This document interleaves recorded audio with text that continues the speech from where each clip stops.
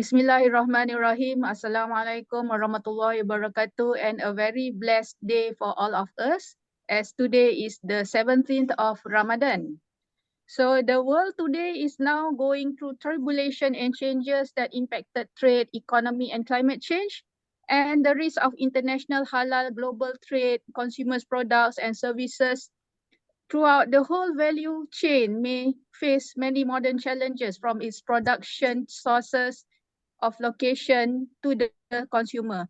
Therefore, it is a significant challenge to make sure that global halal economy networks and organizations remain resilient to face hardship and embrace opportunities along the way by overcoming the barriers and challenges the ethical way. And we as Muslims are prosumers and also produce halal products globally. And our communities have called for more transparency and better governance of this industry so that enable to sustain the production of high quality products with integrity, safety, compliance, and transparency, and raise awareness of social impact for halal products. Bearing that in mind, this fifth International Halal Conference with the theme Understanding and Implementing Ethical Frameworks in the Global Halal Economy offer a platform of knowledge sharing and dialogues through panel discussions in sessions which begins today on the 17th of Ramadan 2024. The objectives of these events are: number one, to educate on the importance of Islamic business ethics and its role in earning a halal living and as a form of worship or ibadah in Islam.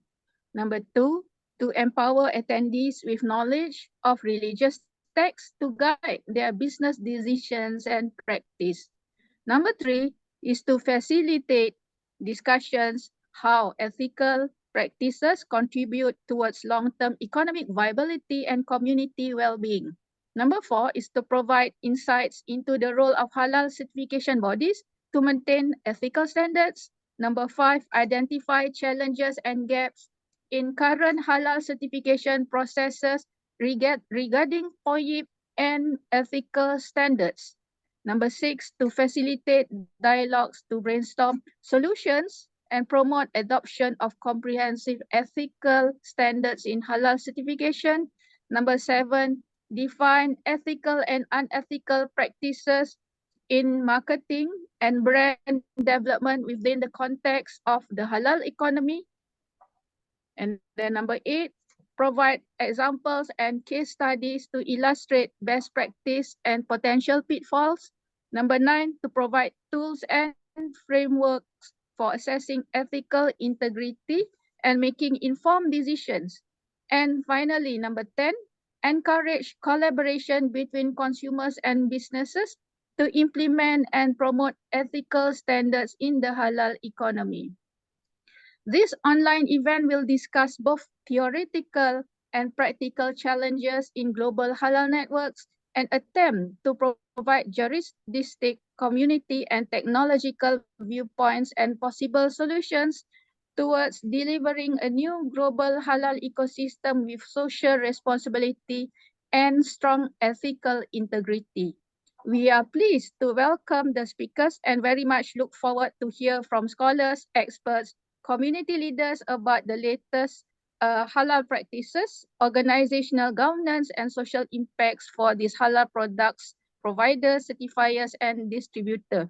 So now I will call upon our first keynote speaker, and she is our Miss Annamaria Aisha Tiozzo, founder and president of the World Halal Development, Halal Roma. Please welcome.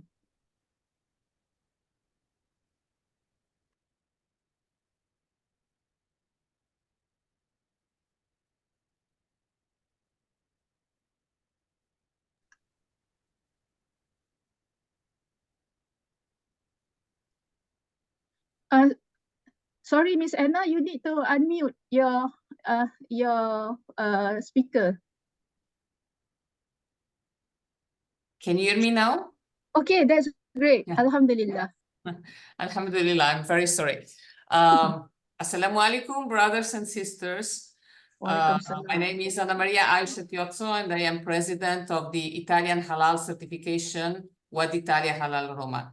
I'm very honored to introduce this conference and the importance of the Islamic ethics in our life and in our business, and especially the role of the and responsibility of the Halal certification centers, both in Muslim and non-Muslim countries. I will have a speech about this on the 2 of April, but I'm very glad to introduce the topic.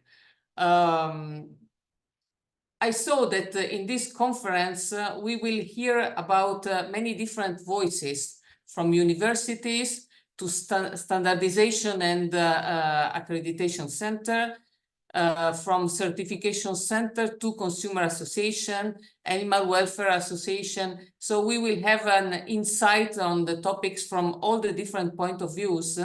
And for sure, I represent the point of view of the certification centers. Are our standards already, does our halal standards already have ethic standards in it? No, or only partially. It's true that halal standards have some parts in which we take care in certification about the ethics of the company, about how, if it is granted the right to workers, for example, to process, to pray, or if the communication in imaging, text, etc., is fair enough or is following Muslim ethics, or is not promoting hate to the other faith, for example. But for sure, this is not enough. So the question is there a need for a separate ethical standards in halal, or are the Islamic business ethic already in the standards? And do we need the Muslim ethical standards for every sector of business, or should we have standards on ethical Muslim business Muslim ethicals? The second topic should be how to convince companies to adopt a Muslim ethical standards. We all know that the majority of the companies that are halal certified nowadays, or that produce halal products, are non-Muslim companies, or are multinationals that not necessarily are owned by Muslim. I give you an example. I had an interview just 2 years ago in the national Italian TV, and the first question of the presenter was, aren't you going too far with the halal certification? As non-Muslims, he was asking me, what we understand is that the Quran has a very simple regulation on what you can eat or consume. And when we have a look to your standards, everything seems so difficult and so and not easy to understand for us. So the most important role of ethical standard for me is not only to teach to the new generation of Muslim, to remind to the new generation what should be the ethics in business, but we have the responsibility to teach to non-Muslims that are producing halal, or that are giving us products, or that are trading with us, how a fair business, an Islamic business, a good business should be conducted, and what are the principles that govern our business. We know that one day, in the day of judgment, we will have 4 questions from God.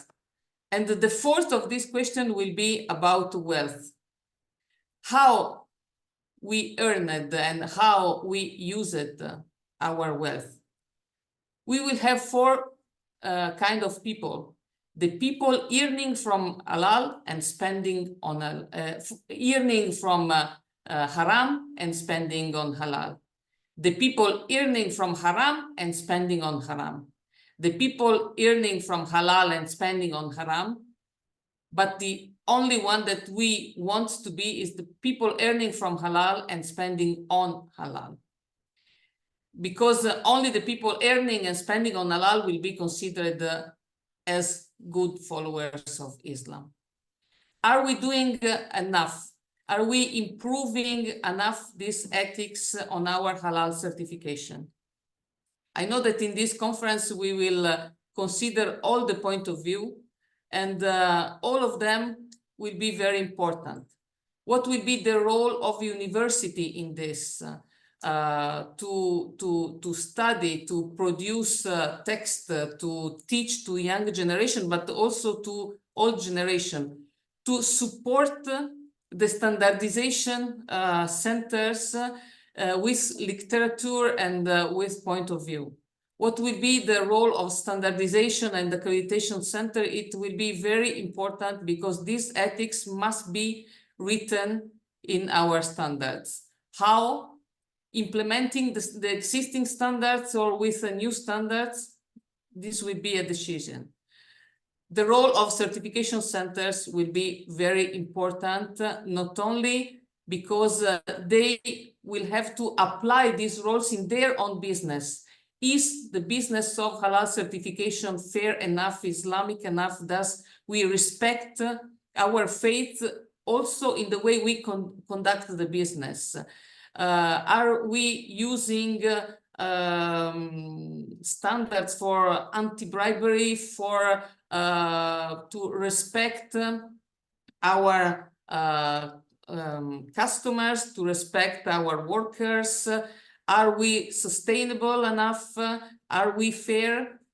But also how we can teach to the company we certify to apply this principle, because to have a halal product or halal service is not only what is inside the product, but we know that halal certification has a before certification and after certification. That is how ethics is this company, in which other sector is the company investing or working, how the company present the product in the market, how the company apply a price that is fair for the Islamic market or the Islamic consumer or the consumer in itself, because for sure we don't have this distinction of Islamic consumer and non-Islamic consumer. Fair trade is for all humanity, all the Ummah.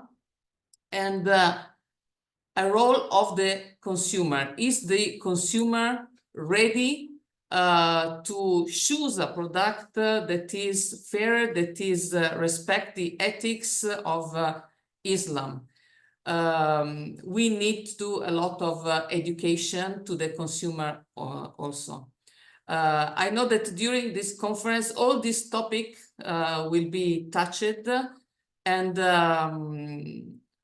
I wish all the participants and all the speakers a very great conference, and I'm sure that at the end of the conference we all will be more rich. Thank you so much, and I wish obviously to all my sisters and brothers in faith good Ramadan. Assalamu alaikum.